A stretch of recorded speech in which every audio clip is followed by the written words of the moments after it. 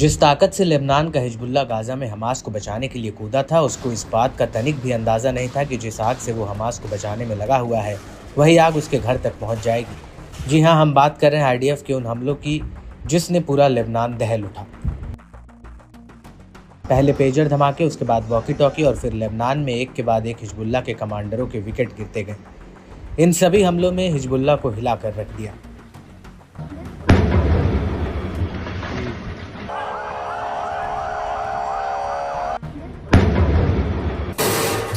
इससे पहले कि हिजबुल्लाह इन हमलों से संभल पाता, उससे पहले ही इजरायली सेना ने हिजबुल्लाह के ऊपर एक और हमला कर दिया। दरअसल आईडीएफ ने लेबनान की राजधानी बेरूत के उपनगरीय इलाके में कई हमले किए। रिपोर्ट्स के मुताबिक आईडीएफ ने अल हदात और अल लैलाकी इलाके में रात में करीब 1 बजे कई हवाई हमले किए। आईडीएफ ने अल लैलाकी, अल कफात, शोएफात, बुर्ज अल बरजने और अल हदात को विशेष टारगेट किया।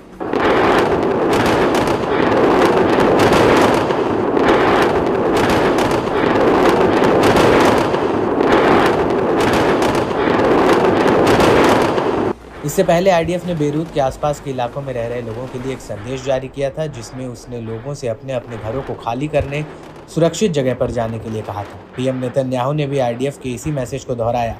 आईडीएफ ने अपने बयान में कहा था कि हिजबुल्लाह ने आम लोगों के घरों में रॉकेट और मिसाइल को छुपाया हुआ है, जिसे खत्म करना इजरायल के लिए ज़रूरी है।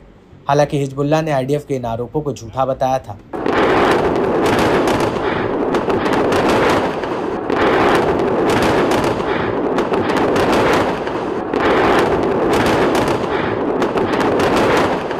हालांकि हिजबुल्लाह के हथियारों को नष्ट करने के लिए आईडीएफ ने डाहिए डॉक्ट्रिन लागू कर दिया है, जो 2006 में हुए इजरायल हिजबुल्लाह युद्ध के बाद से ठंडे बस्ते में था। आपको बता दें कि डाहिए डॉक्ट्रिन आईडीएफ का एक ऐसा नियम है जिससे वो बड़े पैमाने पर नागरिक ठिकानों को तबाह कर सकती है, जिससे हिजबुल्लाह पर दबाव बनाया जा सके। हालांकि आईडीएफ के इन आरोपों को लेकर लेबनानी न्यूज़ एजेंसी अल मयादीन ने दावा किया कि जिन इलाकों पर आईडीएफ ने हमला किया था, उन इलाकों में किसी तरह की हिजबुल्लाह या कोई सैन्य गतिविधि नहीं देखी गई।